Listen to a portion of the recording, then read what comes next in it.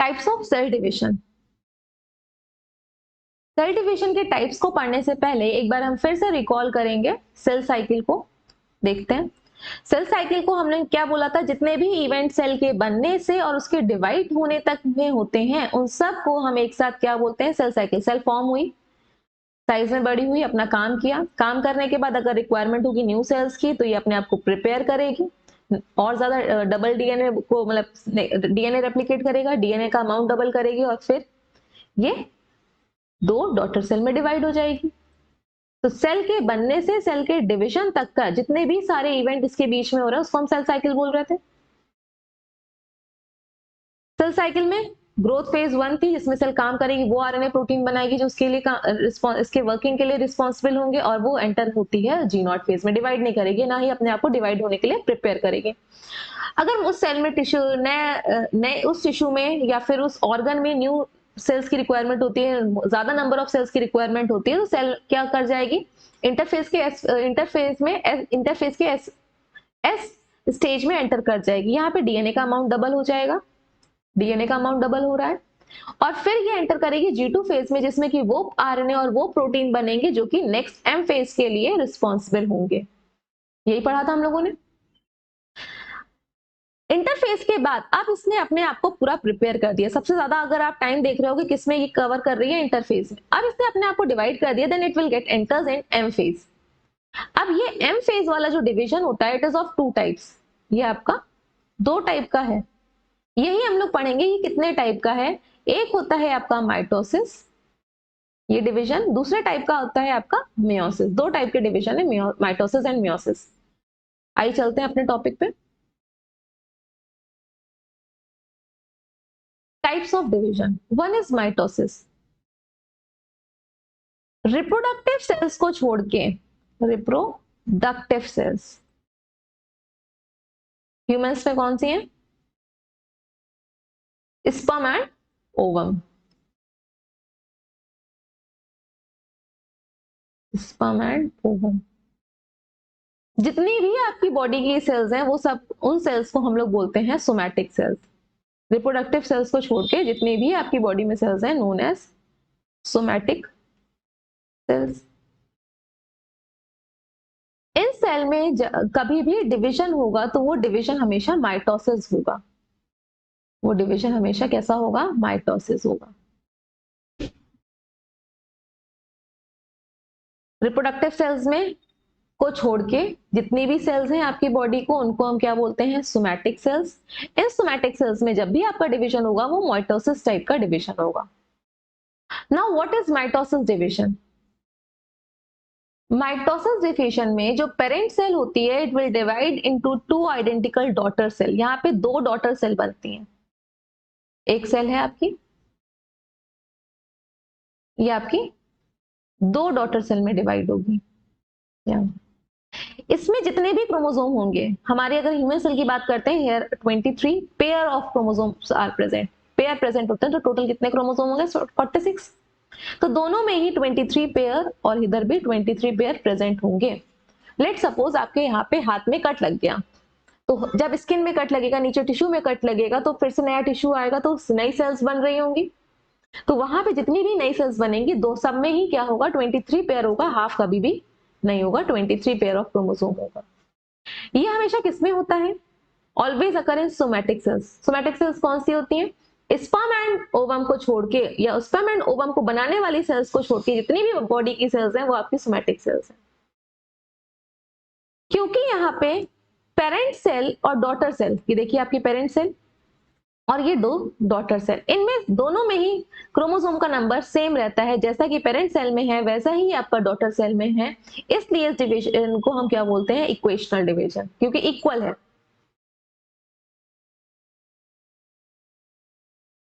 Now the next is meiosis division. meiosis division, it will occurs in reproductive cells. reproductive cells में होगा, gametes produce करेगा। reproductive cells कौन सी हो गई आपकी, sperm and ovum। यहाँ पे नंबर ऑफ क्रोमोसोम हाफ हो जाता है, रिड्यूस टू हाफ। सी यहाँ पे डायग्राम बना लेते हैं।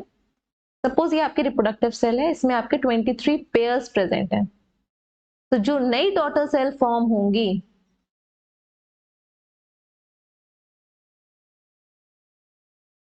इसमें only 23, here 23, here 23 and here 23, not pair. यहाँ पे टोटल 46 थे पेयर के फॉर्म में, लेकिन इनकी डॉटर सेल में सिर्फ 23, मतलब पेयर नहीं होगा, एक एक सेट प्रेजेंट होगा, वो 23 क्रोमोसोम्स ही प्रेजेंट होते हैं, हाफ हो जाते हैं। That's why this division is known as reductional division। इसलिए हम इस डिवीजन को, इस टाइप के डिवीजन को, क्योंकि रिड्यूस हो जा रहा है जस्ट हाफ में, एक एक पेयर बिल्कुल अलग अलग हो जा रहा है। जस्ट लाइक आपके पास एक पेयर ऑफ शूज है, एक उसका लेफ्ट वाला किसी और को दे दो और राइट वाला किसी और को दे दो, तो सेम दोनों ही थे, एक एक बांट दिया। तो यहाँ पे भी सेम हो रहा है, क्योंकि क्रोमोसोम नंबर रिड्यूस हो रहा है, इसलिए हम इसको क्या बोल रहे हैं, रिडक्शन डिविजन। और ये हमेशा रिप्रोडक्टिव सेल्स या फिर जर्म सेल में होगा, जिससे कि आपका नई रिप्रोडक्टिव गैमीट्स, मेल और फीमेल गैमीट्स बनेंगे। Why is it so? ऐसा क्यों है?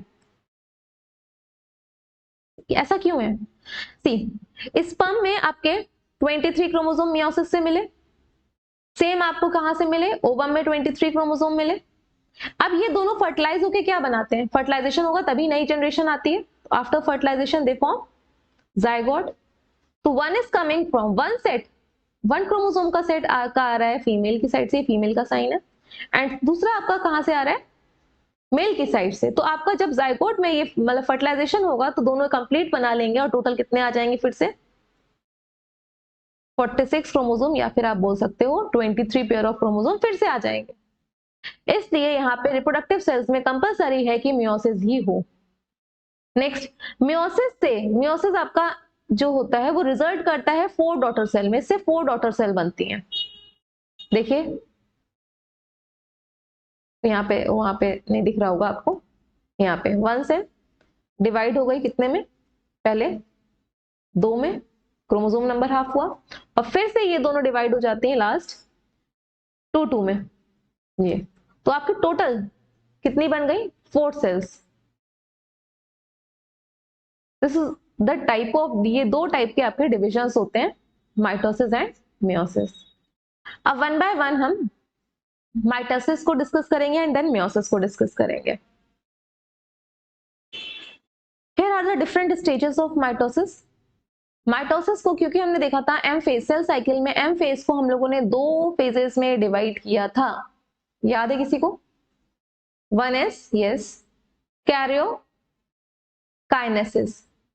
काइनेसिस मीन्स टू डिवाइड, तो यहाँ पे karyon means nucleus, kinesis means divide. Firstly nucleus will divide inside cell, and next is cytokinesis.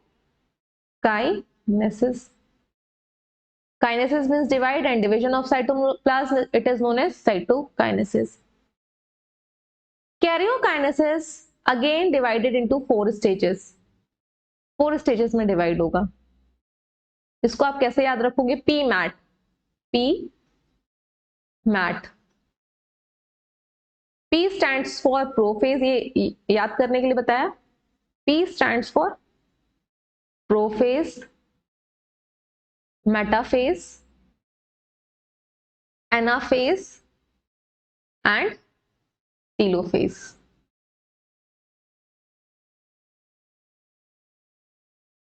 Start करते हैं, साइड में डायग्राम भी बना हुआ है। First one is interphase, resting phase. यहाँ पे आपको दिख रहा है रेस्टिंग फेज। रेस्टिंग फेज में जो डीएनए होता है, it is present in the form of chromatin. Chromatin के फॉर्म में प्रेजेंट होगा, लाइक दिस, क्रोमैटिन। इंटरफेज के बाद आपके क्रोमोसोम का फॉर्मेशन होता है, क्रोमोसोम फॉर्म होंगे, ठीक है, क्रोमोसोम फॉर्म हो रहे हैं। क्रोमोसोम के बाद आपके जो ये सेंट्रियोल है, ये 2 सेंट्रियोल में डिवाइड होगा, दोनों ही अपोजिट पोल पे माइग्रेट करना स्टार्ट कर जाएंगे। तो ये इवेंट आपका होता है प्रोफेज में। न्यूक्लियर मेम्ब्रेन क्या हो जाएगी, डीजेनरेट होना स्टार्ट हो जाएगी, खत्म होना स्टार्ट हो जाएगी, डिसअपियर होना स्टार्ट हो जाएगी। यहाँ पे डायग्राम देख लेते हैं। सपोज ये आपकी एनिमल सेल है, एनिमल सेल में centriole is present, but plant cell में सेंट्रियोल नहीं प्रेजेंट होता है, and here it is nucleus, centriole, ये आपका सेंट्रियोल, ठीक। Inside nucleus, DNA is present in the form of chromatin. Chromatin thread like structure present है. This is, अगर ये आपको स्ट्रक्चर दिख रहा है तो आप इसको क्या बोलोगे? It is interphase. Cell cycle की कौन सी फेज है? इंटरफेस. नेक्स्ट, जब सेल डिवाइड होने के लिए अपने आप को प्रिपेयर करती है तो ये क्रोमैटिन अपना पैकेज फॉर्म ले लेते हैं. उन पैकेज फॉर्म को हम लोग ने अभी पढ़ा ही था. क्या होता है? क्रोमोसोम. सारे के सारे क्रोमोसोम का स्ट्रक्चर ले लेंगे जस्ट लाइक दिस. सेंट्रियोल आपका 2 सेंट्रियोल्स में डिवाइड हो जाएगा और अपोजिट पोल पे मूव करना स्टार्ट कर जाएगा. दोनों अपोजिट पोल पे मूव कर रहे हैं.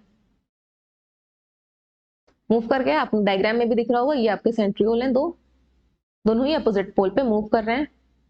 साथ ही साथ आपकी जो इसकी न्यूक्लियर मेम्ब्रेन है वो डिसअपियर होना स्टार्ट हो जाएगी. ये आपकी डिसअपियर या डीजेनरेट होना स्टार्ट हो जाएगी. नेक्स्ट फेज में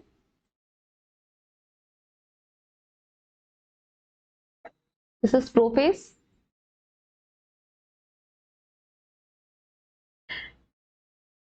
नेक्स्ट फेज में सारे क्रोमोसोम, क्योंकि न्यूक्लियर मेम्ब्रेन पूरी तरह से डीजेनरेट हो चुकी है, अपने आप को सेंटर पे अरेंज कर लेंगे.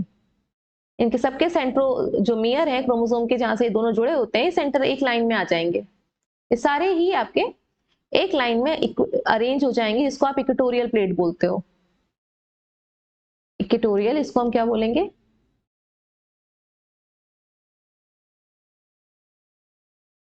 Equatorial plate. क्योंकि ये सेंटर पे इक्वेटर की तरह से अर्थ है, अर्थ के बीच में से इक्वेटर जा रही है, तो सारे सेंटर पे अरेंज हो गए सारे क्रोमोसोम.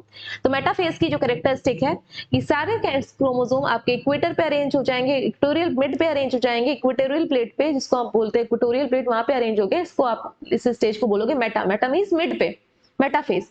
दोनों ही सेंट्रियोल, जो 2 सेंट्रियोल से वो आपके अपोजिट पोल पे आ जाएंगे. पूरा अपोजिट पोल पे आ जाएंगे. हेयर इनसे आपके स्पिंडल फाइबर निकलेंगे और ये स्पिंडल फाइबर क्रोमोसोम के सेंट्रोमियर से अटैच्ड होंगे जस्ट लाइक दिस. सेम यहां पे अटैच्ड होंगे.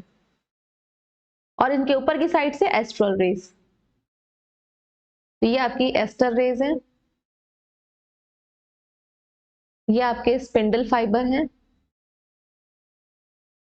स्पिंडल फाइबर से आपका क्या बनेगा? Spindle apparatus. और ये आपकी इक्वेटोरियल प्लेट, जिसपे कि सारे क्रोमोसोम अरेंज हो गए सेंटर पे. नेक्स्ट स्टेज पे ये स्पिंडल फाइबर कॉन्ट्रैक्ट करना स्टार्ट हो जाएंगे. स्पिंडल फाइबर कॉन्ट्रैक्ट होना स्टार्ट हो जाएंगे, जिसकी वजह से दोनों क्रोमैटिड्स, जो 2 क्रोमैटिड जुड़ी हुई थी सेंट्रोमियर से, वो सेपरेट होंगी. आप देखिए यहाँ पे इस स्ट्रक्चर में 2 क्रोमैटिड थी, क्रोमैटिड 1 एंड क्रोमैटिड 2. इसके दोनों साइड स्पिंडल फाइबर लगे हुए हैं. दोनों में कॉन्ट्रैक्शन होगा तो ये क्या हो जाएंगे? अब सेपरेट होंगी. इस तरह से सेपरेट हो गई और दोनों ही अपोजिट पोल पे मूव कर जाएंगी. तो यहाँ पे हम बना देते हैं सेंट्रोमियर. सेंट्रोमियर से स्पिंडल फाइबर कॉन्ट्रैक्ट हुए, यहाँ पे भी कॉन्ट्रैक्ट हुए, और जो क्रोमैटिड्स थी दोनों सेपरेट हो गई हैं सेंट्रोमियर से. लेकिन इनके जो क्रोमैटिड्स हैं वो नीचे की साइड उनका होगा और ऊपर की साइड पहले कौन जाएगा? सेंट्रोमियर. सेम यहाँ पे, यहाँ पे. ठीक. अब आपका ये जो क्रोमैटिड्स से दोनों ही अपोजिट एंड पे, अपोजिट पोल पे पहुंच चुके हैं. दोनों ही कहां पे चले गए? अपोजिट पोल पे. वहां से अब इनकी फिर से अनपैकिंग होगी इस तरह से. ये अपोजिट एंड पे चले गए दोनों क्रोमैटिड्स. अभी किसके फॉर्म में आ जाएंगे? क्रोमैटिन के फॉर्म में आ गए. अभी क्रोमोसोम के फॉर्म में थे, फिर से किस में आ गए? ये क्रोमैटिन के फॉर्म में. न्यूक्लियर मेम्ब्रेन फिर से बनना शुरू हो जाएगी, क्योंकि न्यूक्लियस का डिवीजन हो चुका है. अब यहाँ पे सेंट्रियोल प्रेजेंट है एनिमल सेल में, यहाँ पे भी सेंट्रियोल प्रेजेंट है. This phase is known as telophase. And ये वाली जो थी वो आपकी एनाफेज थी. एनाफेज. तो कैरियोकाइनेसिस में क्या था? आपके 4 स्टेजेस थी. PMAT, prophase, metaphase, there it is metaphase, ये आपकी मेटाफेज थी। This is anaphase and the last one is telophase. Karyokinesis की 4 फेजेस हो गई। अल्टीमेटली अब लास्ट में क्या हो जाएगा, न्यूक्लियस का डिवीजन, साइटोप्लाज्म का डिवीजन होगा। इस साइटोप्लाज्म का डिवीजन होगा, न्यूक्लियर मेम्ब्रेन फिर से बन गई थी, साइटोप्लाज्म डिवाइड हो गया, 2 नई सेल्स बन गई। तो there it is, here it is known as cytokinesis. अब इसको क्या बोलोगे आप, साइटोकाइनेसिस। अगेन एक बार फिर से रिवाइज कर लेते हैं। साइड वाले डायग्राम में देखिएगा, फर्स्ट जब आपके डीएनए थ्रेड्स के फॉर्म में अरेंज है, आप थ्रेड्स के फॉर्म में यहाँ पे देख रहे होगे, थ्रेड्स की तरह है, तब हम इसको क्या बोल रहे थे, इंटरफेस। नेक्स्ट फेज में जब आपके दोनों सेंट्रियोल्स एनिमल सेल में अपोजिट पोल पे दूर दूर भागने लगे, डुप्लीकेट कर जाएं, मतलब 2 हो जाएं, और ये क्रोमैटिड आपका क्रोमोसोम का स्ट्रक्चर ले लें और न्यूक्लियर मेम्ब्रेन डीजेनरेट हो जाए। 3 चीजें हैं यहाँ पे, सेंट्रियोल 2 हो जाएंगे, अपोजिट पोल पे जाएंगे, अपोजिट पोल पे माइग्रेट करना स्टार्ट करेंगे, न्यूक्लियर मेम्ब्रेन आपकी क्या हो जाएगी, न्यूक्लियर मेम्ब्रेन डिसअपेयर होना स्टार्ट हो जाएगी, disappear. Then we called it as a prophase, इसको हम क्या बोलेंगे, prophase. Metaphase, meta means between, mid. तो मेटाफेज में क्या है, जब सारे क्रोमोसोम आपके सेंटर प्लेट पे अरेंज हो जाएंगे, सेंटर में अरेंज, मिड प्लेट पे अरेंज हो जाएंगे। सारे क्रोमोसोम आप यहाँ देख सकते हो सेंटर पे अरेंज है, मिड पे। इस प्लेट को हम क्या, कौन सी प्लेट बोल रहे थे, इक्वेटोरियल प्लेट। जहां पे ये अरेंज है it is known as equatorial plate, जैसे कि अर्थ में इक्वेटर प्रेजेंट है, इसलिए हमने इसका नाम दे दिया इक्वेटोरियल प्लेट। न्यूक्लियर मेम्ब्रेन क्या है आपकी, बिल्कुल डिसअपेयर हो चुकी है, अभी स्टार्ट नहीं हो रही, यहाँ पे कंप्लीटली डिसअपेयर हो गई है मेम्ब्रेन, डिसअपेयर, डिसअपेयर। सेंट्रियोल कहां पे है, दोनों ही सेंट्रियोल अपोजिट पोल पे पहुंच चुके हैं, दोनों ही सेंट्रियोल अपोजिट पोल पे हैं, तो अब आप इसको क्या बोलोगे, मेटाफेज। एनाफेज, एनाफेज में ये जो एक क्रोमोसोम था उसके पास 2 क्रोमैटिड्स प्रेजेंट थे, ये क्रोमोसोम का 1 क्रोमैटिड एंड ये दोनों क्रोमैटिड्स अब क्या हो जाएंगे, सेपरेट हो जाएंगे एनाफेज में। स्पिंडल फाइबर क्या हो जाएंगे, कॉन्ट्रैक्ट होना, ये स्पिंडल फाइबर कॉन्ट्रैक्ट होंगे, जिसकी वजह से एक जो दोनों क्रोमैटिड से अलग हो गए और दोनों अपोजिट पोल पे मूव करना स्टार्ट हो जाएंगे। तो जब आपको दोनों क्रोमैटिड्स जो क्रोमोसोम के सेपरेट हो जाएं, दोनों क्रोमैटिड्स क्या हो जाएं, सेपरेट हो जाएं और अपोजिट पोल पे मूव करें, अपोजिट पोल पे मूव करेंगे, तो ये आपकी फेज होती है anaphase. Next is telophase. Telophase में क्योंकि अब आपका एक न्यूक्लियस 2 न्यूक्लियस में डिवाइड हो गया है, दोनों तरफ ही डीएनए कंटेंट बराबर बराबर का जा चुका है, इसलिए अब आपका क्या होगा, न्यूक्लियर मेम्ब्रेन, या न्यूक्लियर मेम्ब्रेन फिर से बनना स्टार्ट हो जाएगी। तो न्यूक्लियर मेम्ब्रेन क्या हो जाएगी, रीअपियर होगी, reappear, nuclear membrane will get reappear, again nuclear membrane reappear हो जाएगी। सेंट्रियोल दोनों का अपना अपने अपने न्यूक्लियस का एक एक सेंट्रियोल होगा, एनिमल सेल में ही सेंट्रियोल प्रेजेंट होता है, ये याद रखिएगा। अब जो ये पैकेज फॉर्म पे के क्रोमोसोम थे, ये फिर से किस में आ जाएंगे, ओपन फॉर्म में, जिसको आप क्या बोलते हो, क्रोमैटिन, क्रोमैटिन। इसलिए हम लोग प्रोफेज को, सॉरी टीलोफेज को अपोजिट ऑफ प्रोफेज भी बोलते हैं, प्रोफेज को, टीलोफेज को अपोजिट ऑफ प्रोफेज भी बोलेंगे। क्यों बोल रहे हैं, क्योंकि आपका प्रोफेज में क्या हो रहा था, क्रोमोसोम फॉर्म हो रहे थे क्रोमैटिन से, न्यूक्लियर मेम्ब्रेन डिसअपियर हो रही थी। हियर प्रोफेज में क्या हो रहा था, न्यूक्लियर मेम्ब्रेन डिसअपियर हो रही थी, क्रोमोसोम बन रहे थे क्रोमैटिन से। लेकिन टीलोफेज में क्या है, न्यूक्लियर मेम्ब्रेन रीअपियर हो रही है, क्रोमोसोम से फिर से क्या बन रहा है, क्रोमैटिन, क्योंकि अब डिवीजन हो चुका है, पैकेजिंग होकर ट्रांसफर हो चुका है, 2 न्यूक्लियस बन ही चुके हैं, सेंट्रियल दोनों अलग अलग पोल पे पहुंच ही चुके हैं दोनों न्यूक्लियस के। नेक्स्ट आपका क्या होगा, इसलिए आप इसको क्या बोल रहे थे, टीलोफेज को प्रोफेज का अपोजिट। नेक्स्ट स्टेज में आपका साइटोकाइनेसिस, मतलब कि आपका साइटोप्लाज्म डिवाइड हो जाएगा पूरी तरह से 2 डॉटर सेल में, 2 डॉटर सेल आपकी फॉर्म हो गई, 1 एंड 2। डायग्राम से देख लीजिए, first phase cell, animal cell बना रहे, here it is nucleus, inside nucleus DNA is present in the form of chromatin, chromatin. This stage is known as interphase, interphase. After that it will get enters into prophase. Prophase में क्या था, nuclear membrane degenerate हो रही थी, दोनों ही opposite pole पे पहुंच रहे हैं, स्टार्ट कर रहे थे, माइग्रेट करना स्टार्ट हो गए थे सेंट्रियोल। क्रोमैटिन ने किसका शेप ले लिया था, स्ट्रक्चर ले लिया था क्रोमोसोम का, ये आपकी क्या थी, prophase. After that Meta, Meta means mid point पे, दोनों ही सेंट्रियोल अपोजिट पोल पे पहुंच गए। क्रोमोसोम सारे के सारे जितने भी 46 के 46 थे, ये आपके एक लाइन से अरेंज हो गए सेंटर पे। इस प्लेट का नाम है इक्वेटोरियल प्लेट, एक लाइन से अरेंज हो गया इक्वेटोरियल प्लेट पे, और सबसे सेंट्रियोल से यहां से क्या अटैच हो गया, स्पिंडल फाइबर। इस स्पिंडल फाइबर क्या बना देते हैं, स्पिंडल एपरेटस। पूरा जालीदार एक नेटवर्क होगा, नेटवर्क, इसको स्पिंडल एपरेटस बोलते हैं। और ऊपर की साइड क्या होते हैं, aster rays, aster rays, aster rays, spindle fibres, this is known as metaphase. सारे एक साथ अरेंज होंगे क्रोमोसोम।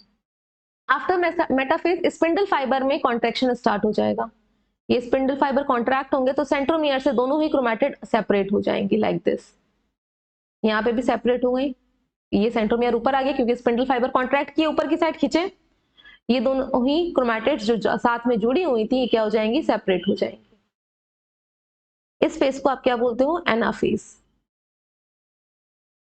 नेक्स्ट, जब पूरा का पूरा DNA content, same DNA content दो अपोजिट पोल पे पहुंच गया, अब सेंट्रियोल और ये जो क्रोमैटिड से फिर क्रोमोसोम थे, तो वो आपका किसका शेप ले लेंगे। एक सेकेंड, इसको दोबारा से बना लेते हैं।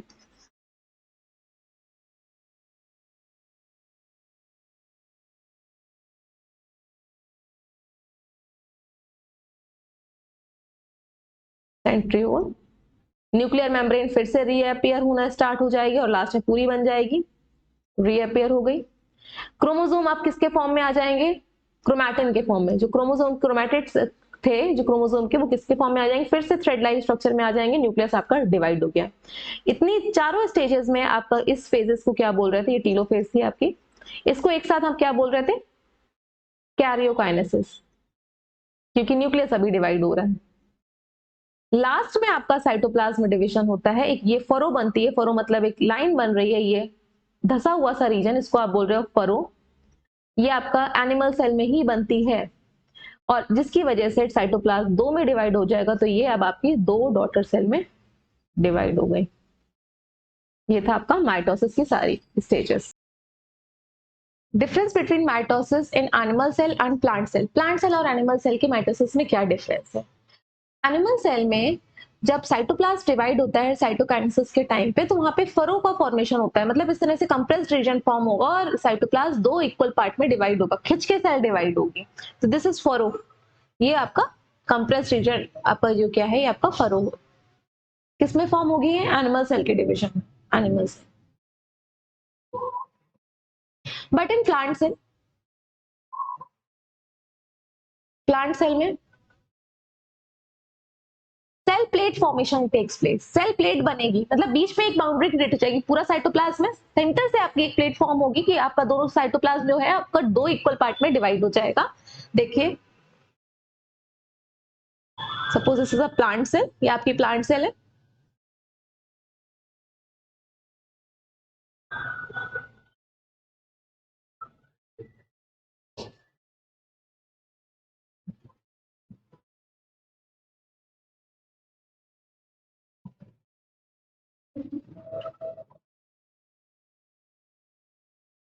प्लांट सेल है, सेंटर पे आपका प्लेट का फॉर्मेशन स्टार्ट हो जाएगा, यहाँ पे लाइक दिस, साइटोप्लाज्म डिवाइड होगा। आपका ऊपर की साइड न्यूक्लियस का पार्ट, अपर साइड, क्योंकि साइटोकाइनेसिस किसके बाद होती है, आपकी न्यूक्लियस डिवीजन के बाद ही होती है, कैरियोकाइनेसिस के बाद ही होती है, न्यूक्लियस दोनों साइड है। बीच में आपका क्या फॉर्म होगी, सेल प्लेट, साइटोप्लाज्म डिवाइड हो गया। यहाँ पे फरो नहीं होगी, खिंच के डिवीजन नहीं होगा, बाउंड्री टाइप की क्रिएट हो जाएगी दोनों के बीच में और साइटोप्लाज्म डिवाइड हो जाएगा, इसको बोलते हैं cell plate formation. Cell plate formation की वजह से आपका साइटोप्लाज्म डिवाइड करेगा प्लांट सेल, सेल प्लेट। तो फरो फॉर्मेशन हो रहा है। नेक्स्ट, आप कैसे आइडेंटिफाई करोगे whether it is a plant cell और animal cell. In plant cell, cell wall is present here, cell wall is present, cell wall present होती है। ये सेल वॉल प्रेजेंट होगी प्लांट सेल में। आप आइडेंटिफाई डायग्राम बेस्ड क्वेश्चन में पूछा जाता है कि which is it a plant cell और एनिमल सेल, आप सेल वॉल देखोगे। अगर सेल वॉल आपकी नहीं आपको क्लियर कट डिवीजन में दिख रही है, इसमें नॉर्मल डायग्राम बना हुआ है, तो आप नेक्स्ट किसको देखोगे, सेंट्रियोल को, वेदर सेंट्रियोल इज प्रेजेंट और नॉट। तो सेंट्रियोल को आप अगर देखोगे तो centriole is present only in animal cell. यहाँ पे आपको दिख रहा होगा ये सेंट्रियोल आपका सिर्फ डायग्राम में देखिए एनिमल सेल में प्रेजेंट है, बट एनिमल सेल में कहीं पे भी सेंट्रियोल प्रेजेंट नहीं है। सॉरी, प्लांट सेल में कहीं पे भी सेंट्रियोल प्रेजेंट नहीं है, यहाँ पे सेंट्रियोल नहीं है। तो पहला डिफरेंस क्या था आपका, furrow formation takes place in animal cell, furrow बनेगी जिसकी वजह से साइटोप्लाज्म डिवाइड होगा। प्लांट सेल में क्या होगा, वहां पे सेल प्लेट बनेगी जिसकी वजह से साइटोप्लाज्म डिवाइड होगा। नेक्स्ट, अगर आइडेंटिफाई करना है whether it is a plant cell और एनिमल सेल, तो एनिमल सेल में सेंट्रियोल प्रेजेंट होता है और प्लांट सेल में सेंट्रियोल प्रेजेंट नहीं होता है। थर्ड, एनिमल सेल में सेल वॉल नहीं होगी, आपको थिन ही बाउंड्री दिखेगी, जो आउटर मोस्ट बाउंड्री होगी वो आपको थिन दिखेगी, पतली दिखेगी। बट प्लांट सेल में वो आपको डबल दिखेगी क्योंकि प्लांट सेल में cell wall is present. Plant cell में आपको एस्ट्रल रेज नहीं दिखेंगी। Now what are astral rays? Centriole जब आपका क्रोमैटिड्स को सेपरेट कर रहा होगा दो अलग अलग पार्ट्स में, तो यहाँ पे आपको अब अपर साइड पे देखिएगा, इस जगह पे आपको सेंट्रियोल के पास ये इस तरह से ये क्या है, ये रेज दिख रही है जिनको आप क्या बोलते हो, astral rays. Aster rays, rays या फिर एस्ट्रल रेज, एस्ट्रल भी होता है एस्टर रेज भी होता है। तो एस्टर रेज आपको दिख रही है दोनों साइड। बट प्लांट सेल में आपको ऐसी कोई भी रीजन से रेडिएट होती हुई लाइंस नहीं दिख रही है, कोई भी एस्ट्रल रेज नहीं है। तो ये आपके डिफरेंसेस हो गए एनिमल सेल और प्लांट सेल में, कैसे डिफरेंशिएट करेंगे। दूसरा, किस तरह से हम बताएंगे कि माइटोसिस आपका एनिमल सेल में फरो के फॉर्मेशन से हो रहा है और प्लांट सेल में सेल प्लेट के फॉर्मेशन से हो रहा है। एक बार फिर से सारे पॉइंट्स को रिकॉल कर लेते हैं। Here animal cells point, animal cell के पॉइंट लिखेंगे डिवीजन वाले, एंड इस साइड प्लांट सेल के। एनिमल सेल में साइटोप्लाज्म डिवाइड होता है due to furrow formation, furrow form होगी। लेकिन आपका प्लांट सेल में क्या होगा, सेल प्लेट बनेगी, बाउंड्री बीच में खिंच जाएगी, cell plate formation. Animal cell में सेंट्रियोल प्रेजेंट होता है, एक सेल ऑर्गेनल है, सेल का पार्ट है, centriole is present, but plant cell में it is absent. Animal cell में आपका थिन बाउंड्री होगी, थिन आउटर मोस्ट स्ट्रक्चर होगा जिसको आप बोलोगे cell membrane is present only, cell membrane, membrane. And cell wall is, cell wall आपकी इसमें क्या होगी, एब्सेंट होगी। इसमें दोनों ही प्रेजेंट होते हैं, दोनों ही प्रेजेंट होंगे, सेल मेम्ब्रेन भी प्रेजेंट होगी, सेल वॉल भी प्रेजेंट होगी, इसलिए आपको कैसा दिखेगी, ये थिक दिखेगी, डबल लाइन दिखेगी। एस्टर रेज जो प्रेजेंट होते हैं वो आपका एनिमल सेल में एस्टर रेज प्रेजेंट होते हैं, एनिमल सेल में एस्ट्रल रेज प्रेजेंट होंगे जो कि आपके सेंट्रल के इधर दिख रहे हैं आपको, ये एस्ट्रल रेज है। बट आपके प्लांट सेल में एस्टर रेज एब्सेंट होंगे।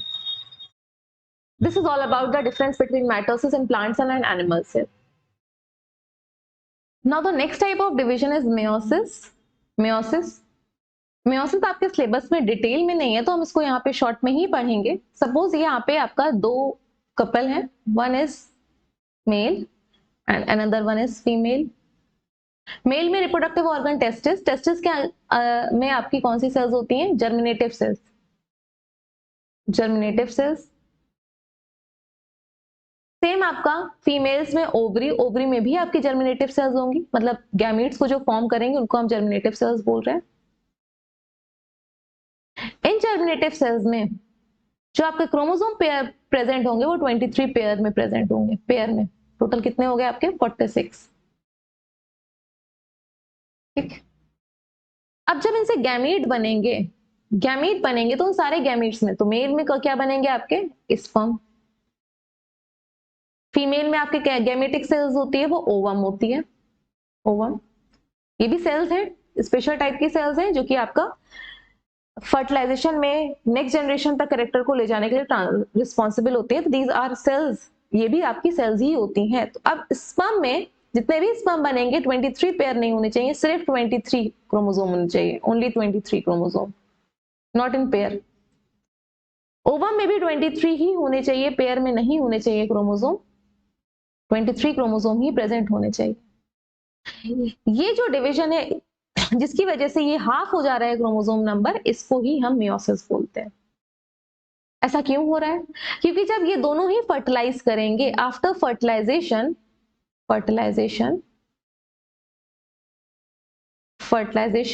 इट फॉर्म जाइगोट, और जाइगोट में फिर से नंबर क्या हो जाएगा आपका 23 पेयर और 46 क्रोमोसोम फिर से आ जाएंगे। तो जो मियोसिस होता है वो only it takes place in reproductive cells और you can say in germinative cells. Last topic, mitosis and meiosis में difference. Mitosis where it is occur, it occurs in somatic cells. आपकी बॉडी की reproductive cells को छोड़ के सारी body की sales को आप सोमैटिक सेल्स बोलते हो। और मियोसिस कहाँ पे होता है? रिप्रोडक्टिव सेल्स में, जो कि स्पर्म एंड ओवम गैमीट्स बनाता है। ये जो माइटोसिस है वो आपका ग्रोथ और रिप्लेसमेंट, आपकी ग्रोथ हो रही है, नई सेल्स की रिक्वायरमेंट होगी, या कहीं पे इंजरी हो गई तो उनको रिप्लेस करने, रिपेयर करने के लिए, या फिर आपकी आरबीसीज है तो उसका एक लाइफ टाइम फिक्स होता है। काम करते करते कुछ सेल्स डैमेज हो जाती हैं, फंक्शनिंग के बाद पुरानी हो जाती हैं, ओल्ड हो जाती है, तो उनको रिप्लेस करने के लिए न्यू सेल्स की रिक्वायरमेंट होती है। तो हर जगह वहां पे माइटोसिस होगा। मियोसिस सिर्फ आपका गैमीट फॉर्मेशन के लिए होगा। ये माइटोसिस थ्रू आउट लाइफ चलता है। आप पूरा जब तक आपकी लाइफ होगी कहीं ना कहीं तो आपको नई सेल्स की रिक्वायरमेंट होगी। लेकिन मियोसिस रिप्रोडक्टिवली स्टेज में ही होगा, जब आप रिप्रोडक्टिवली एक्टिव होगे, प्यूबर्टी के बाद 12 से जब आपके पूरे जो रिप्रोडक्टिव ऑर्गन है अच्छे से मैच्योर हो जाएंगे, तभी ये आपके काम करेंगे। और एक पर्टिकुलर स्टेज तक ही आपके गैमीट्स बनते हैं, उसके बाद नहीं बनते हैं, उसके बाद रिप्रोडक्शन नहीं होता है। तो सिर्फ रिप्रोडक्टिवली एक्टिव एज तक ही ये फॉर्म करते हैं। माइटोसिस से आपकी 2 ही डॉटर सेल बनती हैं, लेकिन मियोसिस से आपकी 4 डॉटर सेल बनती हैं। सी, अब कुछ लोगों के माइंड में ये क्वेश्चन आएगा कि माइटोसिस से 2 ही क्यों बनती है, मियोसिस से 4 क्यों बनती है? हम लोग जब बायोलॉजी पढ़ रहे हैं तो कुछ कॉन्सेप्ट ऐसे हैं कि हमने उसको स्टडी किया है, डिस्कवर किया है, ना कि इन्वेंट किया है। माइटोसिस जब हम लोगों ने पढ़ना स्टार्ट किया, तो जब हम लोगों ने देखा कि कैसे आपकी टिश्यू की सेल अगर रप्चर हो जा रही है या स्किन की सेल्स में, स्किन में आपको चोट लग जा रही है, तो वहां पे सेल्स कैसे डिवाइड कर रही हैं, तो जब हमने उसको मैकेनिज्म को देखा, उसके प्रोसेस को देखा, तो आपको 2 ही डॉटर सेल मिल रही थी, तो हमने बस देख के लिख दिया 2 डॉटर सेल मिल रही है। लेकिन जब हमने रिप्रोडक्टिव सेल्स के डिवीजन को देखा, तो वहां पे देखा कि नहीं, 2 के बाद भी नहीं रुक रहा है डिवीजन, जब 2 सेल्स के बाद भी नहीं रुक रहा है, जब तक 4 सेल नहीं बन जा रही है। तो हमने उसको ऑब्जर्व करा, देखा कि क्या होता है एक्चुअल में, और यहाँ पे लिख दिया। तो इसलिए आपका ये ऐसा प्रोसेस होता ही है देखने के बाद, और जितना हमें मिल रहा है दोनों प्रोसेस में, उनके नंबर ऑफ सेल्स यहाँ पे लिख दिए। माइटोसिस में जो आपका क्रोमोसोम नंबर पेरेंट सेल में होता है, वही आपका डॉटर सेल में होता है। अगर 2-2 सेट में होंगे तो आपका डॉटर सेल में ही 2 सेट में जाएंगे, और इसको हम कौन सी कंडीशन बोलते हैं? Diploid condition. ये वर्ड अभी तक हमने यूज नहीं किया था। डिप्लॉइड मतलब जहां पे एक क्रोमोसोम पेयर के फॉर्म में प्रेजेंट होगा, उसका दूसरा पेयर अवेलेबल है, ऐसे सेट को हम बोलते हैं डिप्लॉइड। और जिसमें हाफ हो जाता है तो उसको हम क्या बोलते हैं? Haploid set. हाफ हो जा रहा है क्रोमोसोम नंबर, इसलिए इसको कौन सा डिवीजन बोल रहे थे? Reductional. This division is known as reductional division, और इसको आप क्या बोल रहे थे? Equational division. न्यूक्लियर डिवीजन कितने होते हैं? क्योंकि यहाँ पे 2 ही डॉटर सेल बन रही है तो सिंगल न्यूक्लियर डिवीजन होगा, और यहाँ पे आपका क्या है? 4 डॉटर सेल बन रही है तो 2 बार न्यूक्लियस डिवाइड हो रहा है। पहले एक बार डिवाइड हुआ तो 2 बना, फिर से डिवाइड हुआ तो टोटल 4 बन गया। आइडेंटिकल सेल किस में बन रही है भाई? जैसे पेरेंट सेल थे उतने ही क्रोमोसोम आपके डॉटर सेल में है, तो वो आपका माइटोसिस में बन रही है। और मियोसिस में क्या हो रहा है आपका? रैंडमली असॉर्टेड, अलग अलग जा रहे हैं पेयर। एक पेयर है, जरूरी नहीं है कि इसका ये वाला दूसरे वाले का भी यही वाला पेयर ही जाएगा, दूसरे बस पेयर सेपरेट होंगे, उनका कोई पैटर्न नहीं फिक्स है, तो दोनों ही पेयर सेपरेट हो जाते हैं मियोसिस में। इसलिए ये आपका आइडेंटिकल नहीं होता है, रिडक्शनल डिवीजन होता है। यहाँ पे जेनेटिक वेरिएशन होते हैं। जेनेटिक वेरिएशंस क्यों हो रहे हैं? मतलब कि अगर ये दोनों अलग अलग हो जाएंगे तो जो नेक्स्ट जनरेशन आएगी वो पेरेंट जनरेशन से अलग होगी, वेरिएट करेगी, एग्जैक्ट कॉपी नहीं होगी। उनकी तरह सिमिलर तो होगी लेकिन एग्जैक्ट कॉपी नहीं होगी, तो जेनेटिक वेरिएशंस के लिए रिस्पॉन्सिबल मियोसिस होता है। This is all about your chapter number 1। ये पूरा चैप्टर नंबर 1 का है।